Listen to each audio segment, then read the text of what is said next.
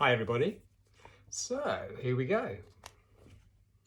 Michael Morpurgo's The Wreck of the Zanzibar. Good cover. I like it. Shall I read the back? The blurb? I don't know. I sort of feel like I want to just dive in. Sometimes I think the blurb is useful if you're thinking about buying a book, deciding whether you want to read it, but I've bought it. So let's just start.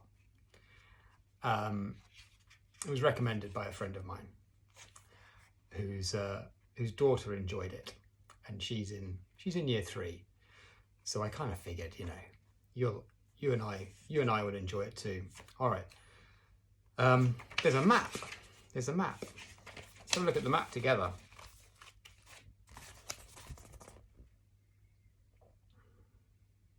So that is a map of the Isles of Scilly.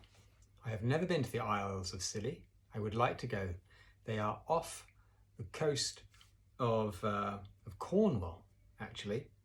So they're British islands, and you have to lots of people get a helicopter to the Isles of Scilly, and I'm pretty sure I'm right in saying that most of them have no cars. So lots of these islands are inhabited, okay, but they don't have cars. So it's a little bit like traveling back in time when you could go and visit the Isles of Scilly.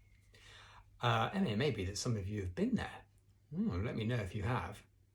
They are 28 miles off Land's End. Land's End is the most southerly, southwesterly tip of the British Isles, right down in the corner of Cornwall,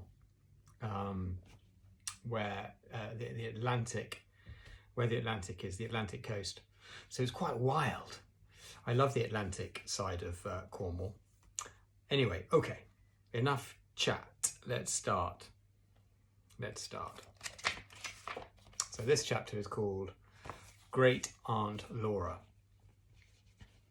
My great aunt Laura died a few months ago. She was 100 years old. She had her cocoa last thing at night, as she usually did, put the cat out, went to sleep, and never woke up. There's not a better way to die. I took the boat across to Scilly for the funeral. Almost everyone in the family did. I met again cousins and aunts and uncles I hardly recognised and who hardly recognised me. The little church on Briar was packed, standing room only. Everyone on Briar was there, and they came from all over the Scilly Isles, from St Mary's, St Martin's, St Agnes and Tresco. All right, so these are the names of the islands, the main islands. I'm pretty sure I'm saying that right. You know what? I don't think I've ever said the name of that island before in my life. Okay, so here's Briar. I'm going to point to it. It's there.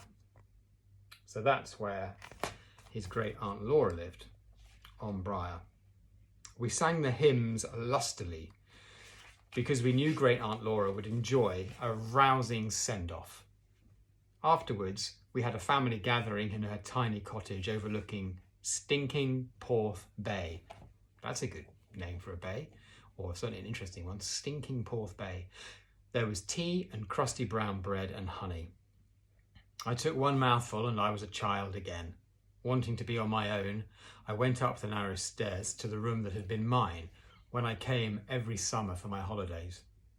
The same oil lamp was by the bed, the same peeling wallpaper, the same faded curtains with the red sailing boats dipping through the waves. I sat down on the bed and closed my eyes.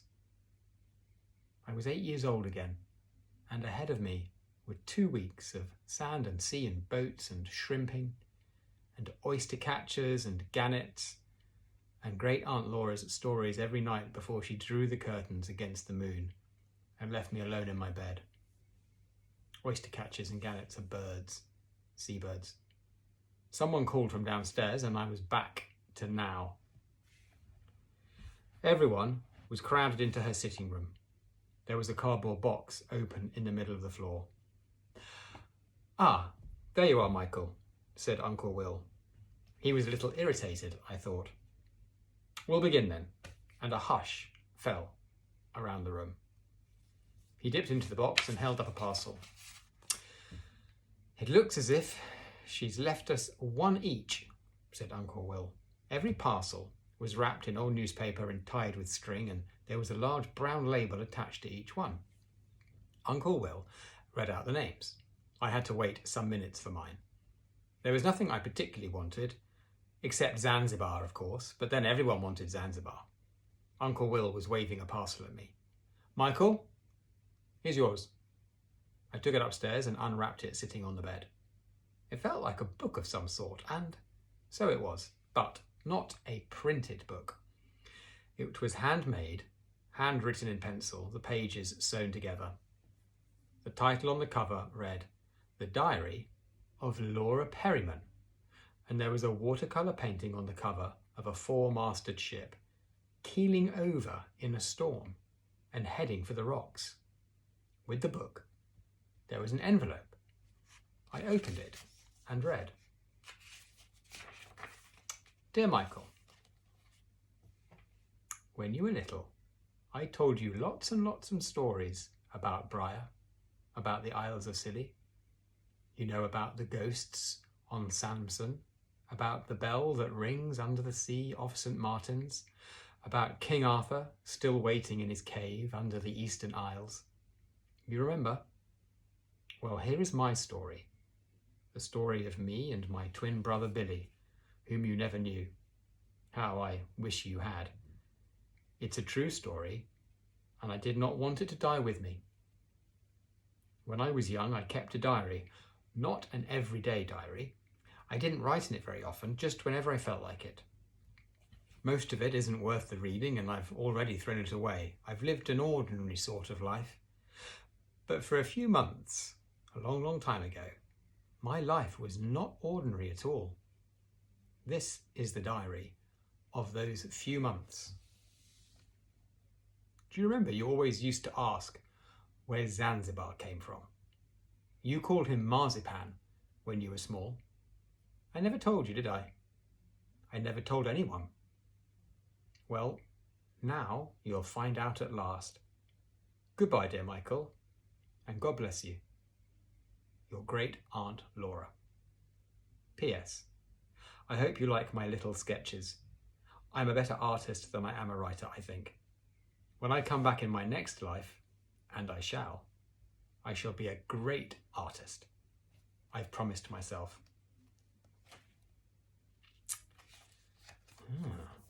It's a good start, isn't it? So here it is. The Diary of Laura Perryman, 1907. So she's done all the little sketches herself. January 20th. Okay, so 1907, so she's writing this more than 100 years ago. 113 years ago, to be precise. Laura Perryman, you are 14 years old today.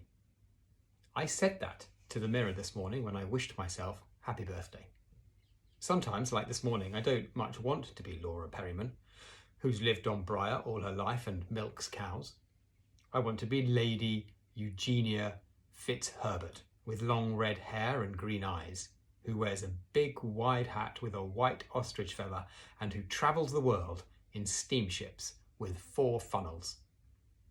But then I also want to be Billy Perryman, so I can row out in the gig and build boats and run fast. Billy's 14 too, being my twin brother. He would be. But I'm not Lady Eugenia Fitzherbert, whoever she is, and I'm not Billy, I'm me.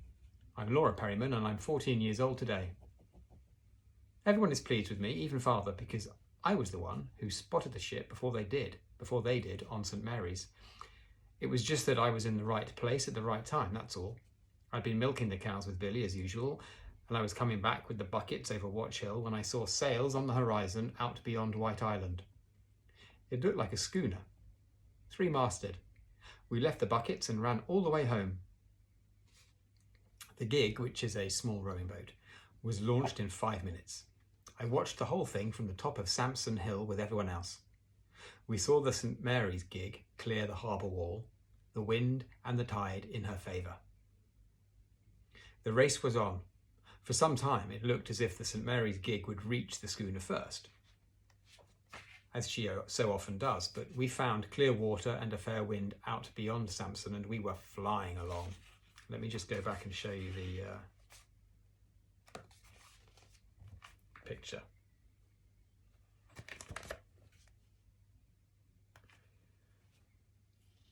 So this is the schooner, the three-masted schooner.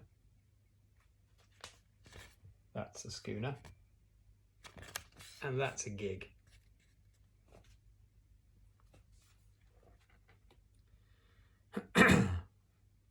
For some time it looked as if the St. Mary's gig would reach the schooner first, as she so often does, but we found clear water and a fair wind out beyond Sampson, and we were flying along.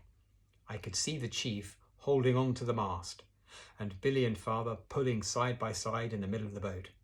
How I wanted to be one of them, to be out there rowing with them. I can handle an oar as well as Billy. He knows it. Everyone knows it. But the chief won't hear of it, and he's the coxswain. And neither will Father. And they think that's an end of it. But it isn't. One day. Anyway, today we won the race, so I should be pleased about that, I suppose. The St. Mary's boat lost an oar. She was left dead in the water and had to turn back. We watched our gig draw alongside the schooner, and we all cheered till we were hoarse. Through the telescope I could see the chief climbing up the ladder to pilot the schooner into St. Mary's. I could see them helping him on board, then shaking hands with him. He took off his cap and waved, and we all cheered again. It would mean money for everyone, and there's precious little of that around. When the gig came back into Great Porth, we were all there to meet her. We helped haul her up the beach. She's always lighter when we've won. Father hugged me and Billy winked at me.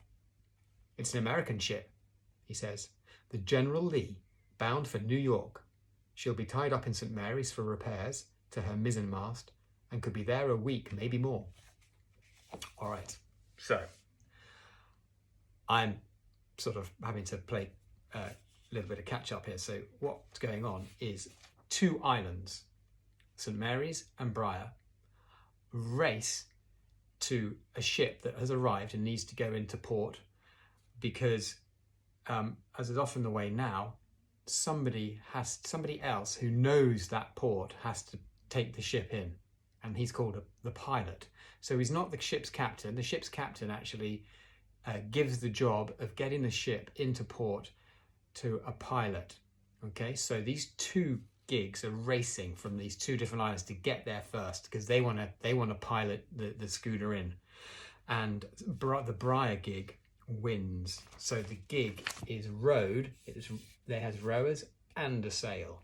Okay, and they're all really pleased on Briar, where Laura lives, because they get paid if they're the one that pilot the ship in. Okay, I hope you don't mind my explanation. I'm sure you followed it perfectly well, but I thought I might explain that. I need to look up the mizzen mast. The naval language and ships, the language of ships is a language that I'm not hugely familiar with. I love the words, but I couldn't tell you which is the mizzen mast on a three-masted ship. I shall look it up and let you know. Okay, I shall stop there. That's end of part 1.